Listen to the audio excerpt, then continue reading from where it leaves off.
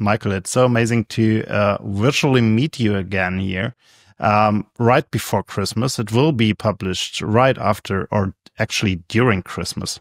But yeah, welcome to General Talk. Thank you so much for having me. This is lovely. So we met like, not a year ago. It's more like, maybe 10 months ago, something like that, or 9 months ago in London while you've been playing at the American bar at the Savoy, which is actually one of my most favorite locations in town because the drinks are good. And of course, the music is good. And the music. Well. Yeah. And then we kind of, got to know each other. And over the time, we met a couple of times in London, also in Munich. So that's amazing. And of course, I learned a lot about your music and what you're doing besides your gigs at the Savoy. So then I got curious, and then I was like, okay, we've got to talk. And now we are here. And and I learned you've been born in Florence. So you are Italian with Correct. Nigerian heritage. Yes. And then you moved to London to do your music there, and now you're basically traveling the world all the time. Pretty much, yeah. So let's start from the beginning. How did you get in touch with music in the first place? So not like just listening to music, but also to get the feeling that you want to do more with music, doing your own music, playing music? Well, I think music has always been part of my life. I've started very young when I was 5, 6. I think I was naturally drawn to it. I started with guitar, I moved then to piano. I've always been very sort of creating and felt the need to express things in a musical way. So writing music, composing, and performing as well. I think church was what kind of made me realize that music for me was kind of a thing. I was about like 7, 8 years old. I was barely playing guitar, but I would probably go to church like 3 times a week because I wanted to play all the instruments that were there, including the organ, the piano, all the guitars. It was about when I was 9 or 10 that the priest of the church was probably fed up of me like knocking the door at 7 a.m. rehearsing for the 8 a.m. mass. So he decided to give me one of the small keyboard to bring home to practice, and I think after that there was never silence in my home again. It was always music and me kind of playing and practicing and discovering things. So I think that's the very beginning of how I approached music. So if I listen to your music now, all the stuff you're doing, it's like a wild mix of pop, soul, classical instruments. So there's like a whole range of music you are working on right now. How did that come? Like, why are there so many different influences to what you're doing today? Different styles. Well, I mean, it is a very long journey, I think, and you get kind of, to explore all the different things, all the different angles. And I've started with, as I said, I started with guitar. I moved to piano, and I did my classical studies in Florence. When I moved to London, I switched to songwriting, so that was a little bit more broadened in a way. I was writing, I was composing lyrics, any sort of genre. So I've always been curious, and that's been the first thing. And then I would kind of get all those inspirations and just kind of melt them together and just try to do my own thing. So even if I wouldn't necessarily be able to play an instrument in the traditional way, in the most traditional way, I would still kind of, use that to kind of explore different sounds, different genres, and basically see how you can integrate different things into what you do. So yeah, today I do a mix of things, from a classical to a lot of orchestral today, but also pop, a bit of soul. And yeah, I get to write for a lot of projects for different artists. So, that's the beauty of the whole thing. Every day it's kind of different and challenging in a different way. So, yeah. When did you realize that you are not only good at playing music, but also are able to compose music? Because playing music is one thing, but writing music and composing music is a whole other league of working with music. It is.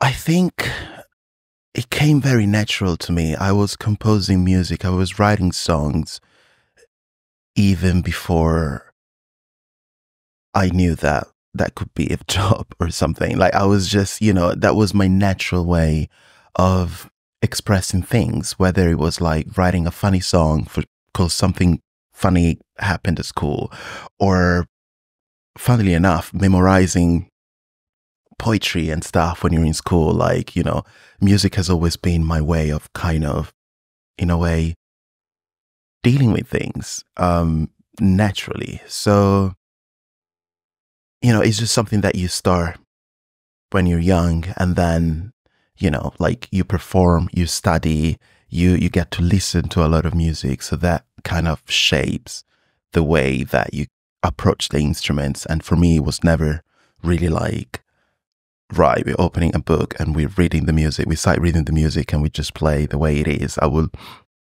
It was more like, this is like a nice tool, a device that I can use to express what I want to say. So yeah, if this answers your question, but yeah, it's always been like very natural. It's always been a natural response to coping with things, and yeah. So at some point in time, you decided to leave one of the most beautiful cities in the world, Florence, to move to another very beautiful city, London. Yes. So why did you decide on doing that? Florence is amazing. Florence, it's an incredible place. And I think I was lucky enough to be born and raised there. I always felt like I needed to be in a place where music was at the center of it all. And I think London obviously has a lot to offer. And I thought it was like the right moment, it was the right time to leave home and try something new in a huge place like London, where things are happening by the second every single day, and it's never ending. It never stops. So yeah. Although I'm really lucky, because today I get to work in Florence and Tuscany, all around Italy, to be honest, quite a lot. So I honestly feel like I'm living in between anyway, and I'm getting the the best of both. But yeah, London is definitely the place for music. That, at least for what I wanted to do, I felt I had a little bit more of an international approach, and compared to the Italian music scene. So yeah, I thought London would be the right platform, the right place to be. Was there like a certain point in time where you realized that music is not only your passion, but also a way to make your living? Because music industry is a hard business, and it's not very easy to actually live from it. And you really have to put a lot of passion and a lot of work into it to make it work. Yeah. I think deep down I've always knew. I remember like being a kid playing like some songs learning songs on the piano and thinking, gosh, I could do this. Like I could, if people would be interested in listening, I could just, do this for a living. I remember thinking something like that when I was probably like 12 or 13.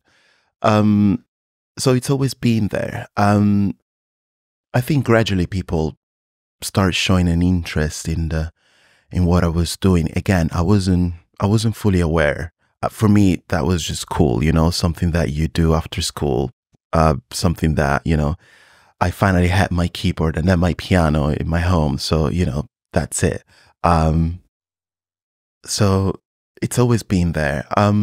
When I moved to London, I carried all of that with me. I'm like, I love performing. I love sharing music with people. I love, getting to play all my favorite songs as well as my original music. So at that stage, the plan was just to find an outlet that would allow me to be myself, to do that for a living. So the process was very natural. It was more like, this is who I am, this is what I do. Where are those places that would value what I can do? So yeah, all the hotels, all the restaurants. I've been working on cruise ships. Every performance opportunity that would come my way, I would take it just for fun, maybe just to show off a little bit when you're younger. But ultimately, just to kind of be myself, just to challenge myself, and yeah, again, London has a lot to offer, so it's the best place. Day one in London, I was like, right, I need to find all the piano bars, all the piano places where you can perform. Where do the artists go, and I start hanging out in those circles and start making friendships. So if we look at what you're doing today, then I discovered in my research, maybe you want to add something to that. All right. You're working as a solo artist and are also doing your own solo music, which can be found on Spotify and everywhere else where you can listen to music. Then you are doing solo gigs at locations like the American Bar at Savoy. Then you are doing one orchestra group, and we've got to talk about that a little bit more soon. Yeah. And then you are sometimes mixing it all together and doing performances that are mixing your solo original music and one orchestra group, or you're doing original music for one orchestra group. And then, as if that wouldn't be enough, you're also writing music for other artists. Yes. So how is this all going together? How do you also prioritize your work schedule, more or less? Well, it's a lot. When you list it like that, it is a lot. People say when you do what you love, you never really work. And I gotta be honest here, I kind of disagree a little bit, because to me, it's always been the opposite. I love what I do, and therefore I work even harder on it. And I don't mind, like I've always known that whatever you do, I've always thought that whatever you do, you gotta put the hours in, you gotta work for it. And that's how you see the results. So, I was down, I was game. I think it all comes really naturally. I'm writing music for myself, and I realized that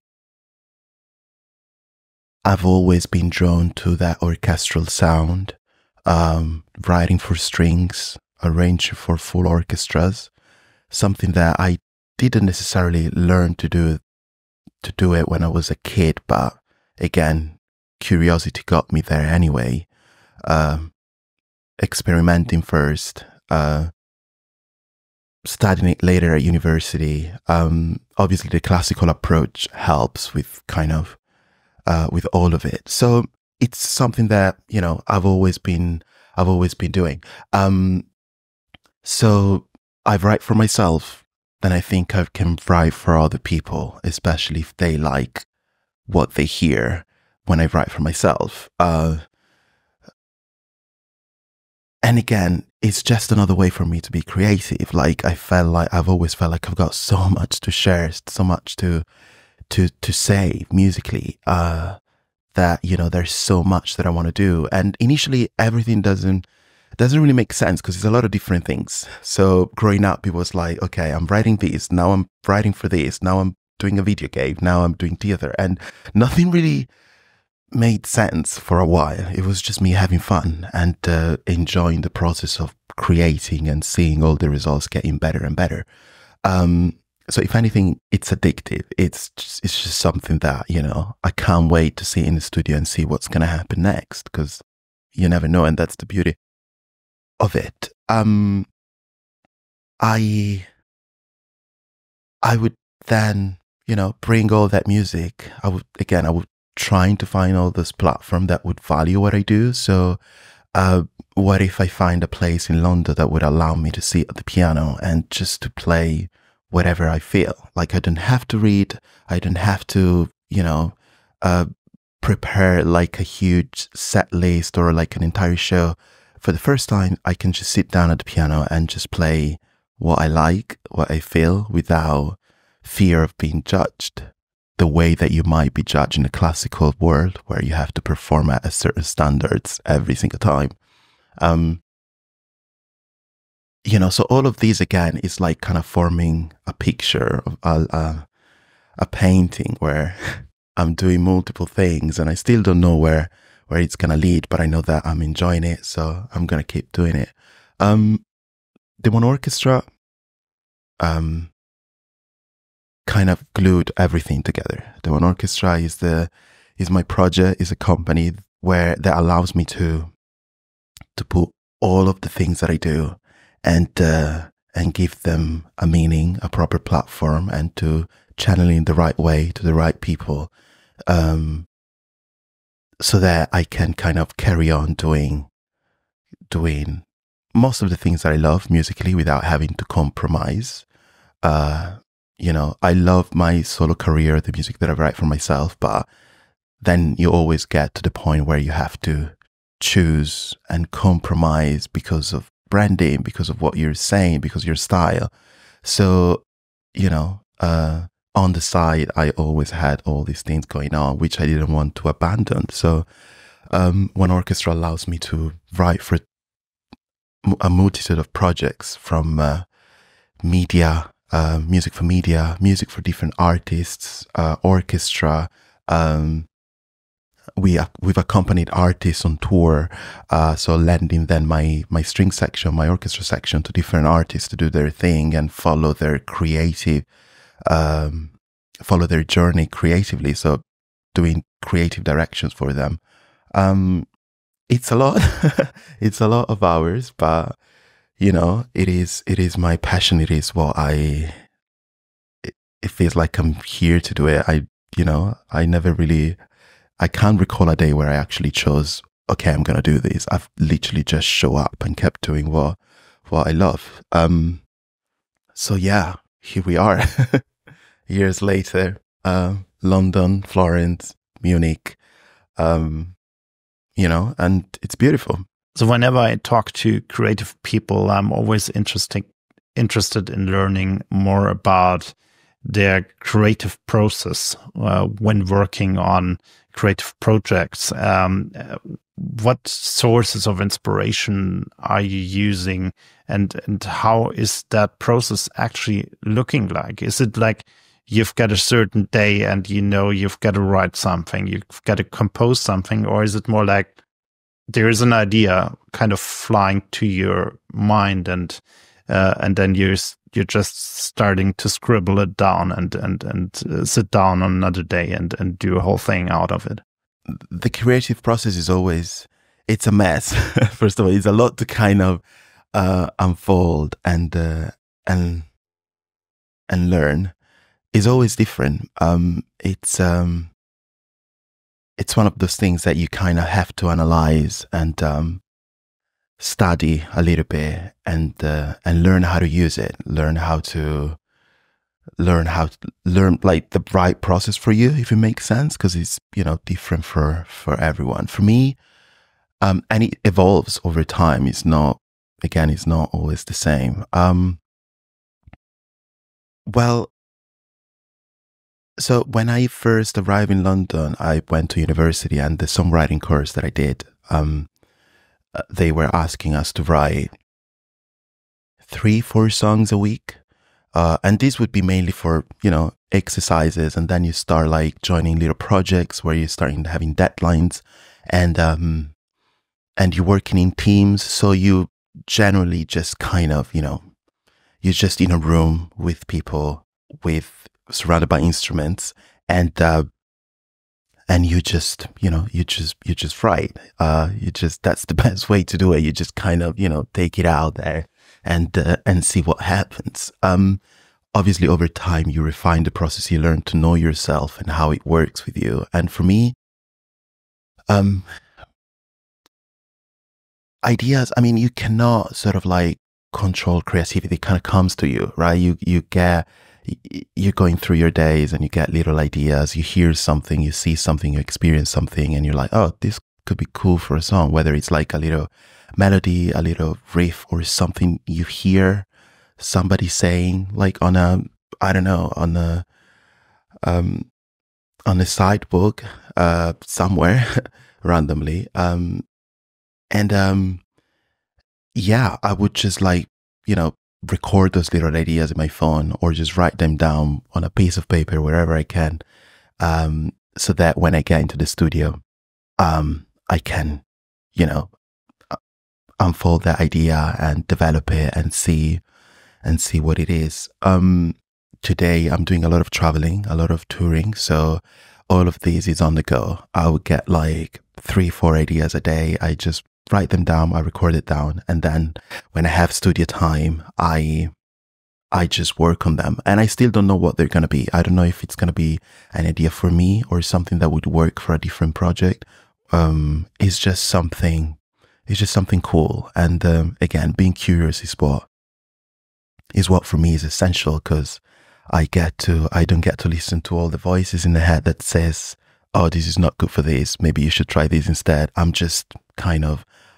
I feel like I'm just kind of, you know, discovering something that is already there, and it's not up to me to decide yet what is it for.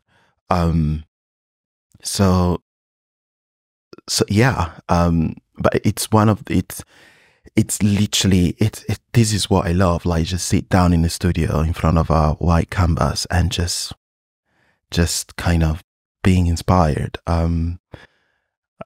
And I do this literally every day. I try at least to do it every day. And that's how I stay busy. A lot of projects, a lot of things that I'm working on simultaneously. So, you know, allowing that creativity to come and to kind of take in shapes.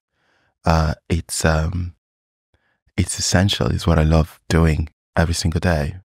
So as I said in the beginning, we met at the American bar at the Savoy, and I've seen you playing there a couple of times, even before we knew each other. I found some old videos on my phone, which I recorded a couple of years ago already. So I really love that place. It's one of the best bars in the world, basically. The drinks are amazing, and the music as well, of course. And I always had the feeling that this place is also something very special to you. Like, it has a certain place in your heart as well. And it's not just like work, but it's a little bit more. Yeah. So what does this place mean to you?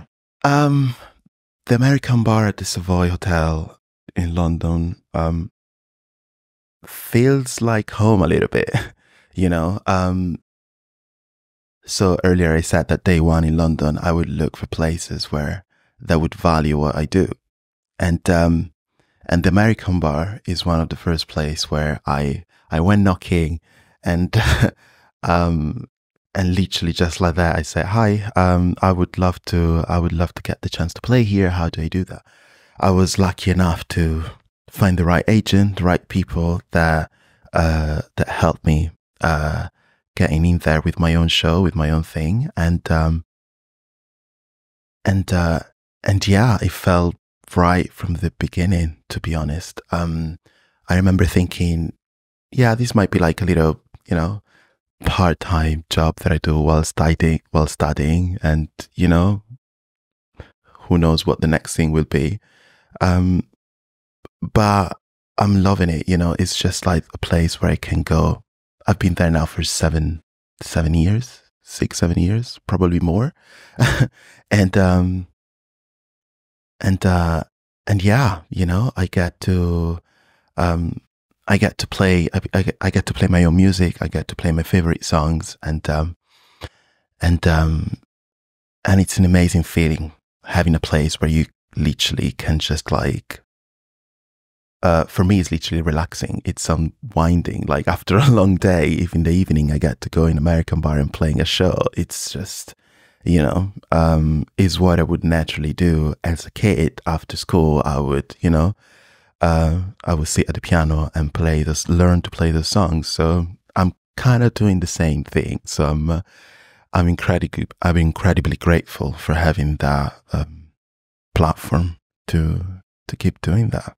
Would you say that, especially for a musician doing such a wide range of things like you are, is it important to have a home base like that, like a place that is like a steady component in everything you're doing? Yes, I think it is. I think it doesn't necessarily have to be a physical place. Especially because it gets hard, you know, like you get to, when you get into touring seasons, it can get quite tricky. You're literally in a different city almost every day or every week. And there's a lot of things coming at you, and you know, it's a lot to handle. So it is good to have like a physical place. But for an artist, I think it could be a little bit more of a mindset thing, you know, when you have that mindset that allows you to kind of feel safe, protecting your creativity, protecting who you are as an artist, no matter where you are. It's what kind of keeps you going sometimes. You know, like, again, there's a lot of things happening. You're in a new place, you're meeting new people, you're playing on a new stage, and then there's the adrenaline, the anticipation, you're exhausted, you're traveling. At least for me, when I sit at the piano, you know, everything else around kind of disappears for a second, and I'm just like, okay, I know this place. This is my safe space. So yeah, the American bar is my physical sort of, you know, home base. But then again, I'm lucky. I get to share my music in a lot of places and to travel a lot. So recreate that American bar feeling of being at home and being comfortable. It's what I do no matter where I am. So yeah, it's more like a mindset thing for me. And you also found your very, I would say, special way in interacting with your audience at the American bar, because maybe for listeners who haven't been there yet, the Savoy is basically one of the best hotels in London, and it has one of the best bars in the world. And of course, it's a bit of a I would say, a bit of a posh place.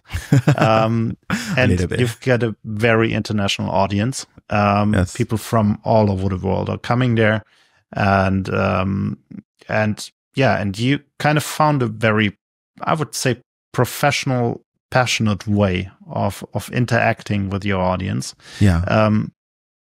Was that a challenge in the beginning to kind of find the right way of dealing with the audience in a place like that?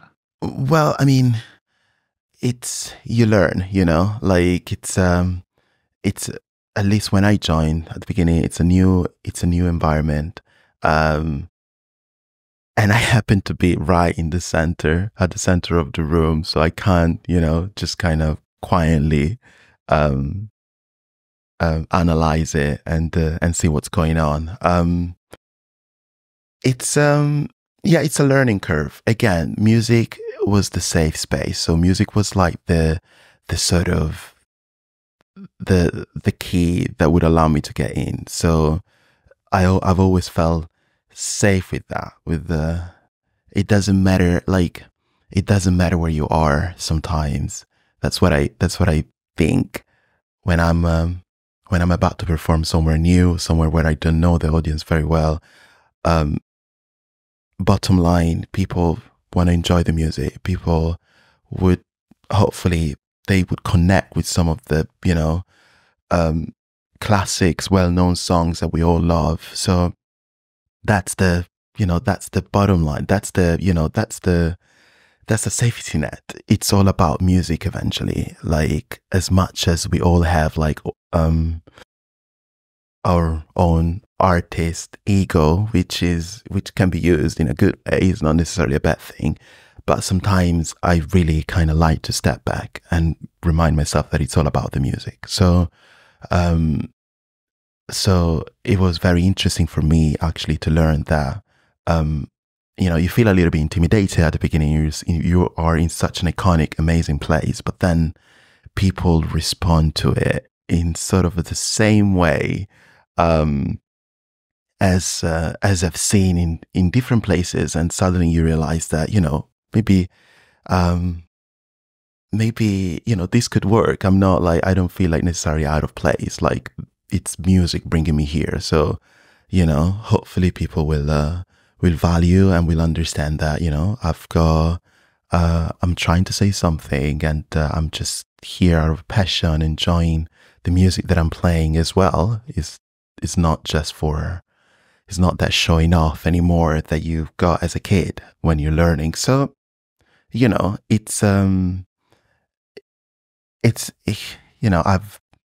was very natural. It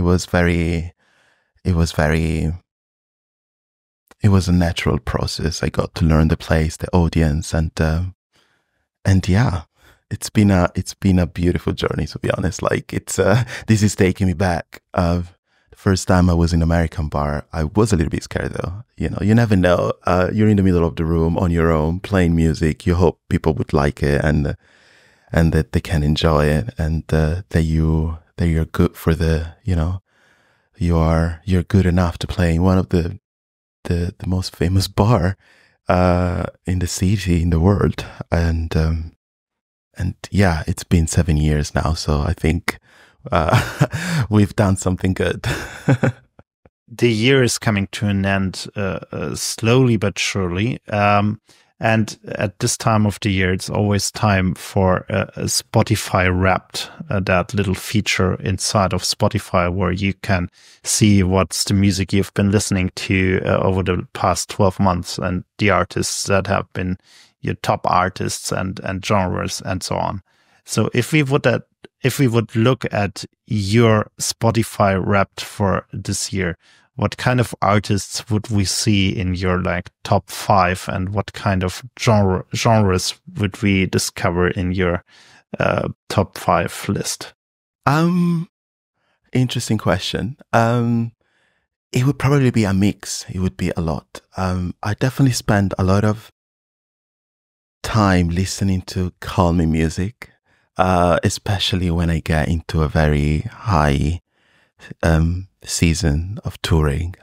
In between, I always I always like to use music to unwind and to kind of collect my thoughts and get into that mindset that I was talking about earlier. So definitely like a lot of, feel good, chill, sort of positive, uplifting music. But then again, it's a mix, because we use music, Spotify as a tool to get inspired, to listen to different kind of things. And so, maybe I'll actually check the the app and let you know after the interview. We can do a little a second episode. So a new year is coming up now, and you did a lot of stuff this year. Ever since I started following you on Instagram and kind of live watching where you're spending your time and what gigs you're playing, and everything in between New York, Lisbon, London, Florence, and Munich. So there has been a lot happening this year. You also published a new original song as a solo artist, Safe and Sound. There is also an orchestra version of it, and everyone can listen to it on Spotify, of course. You did a lot of stuff with OneOrchestra group. There is a lot to see on YouTube on that. So what's up for next year? What's on your schedule? A lot of things.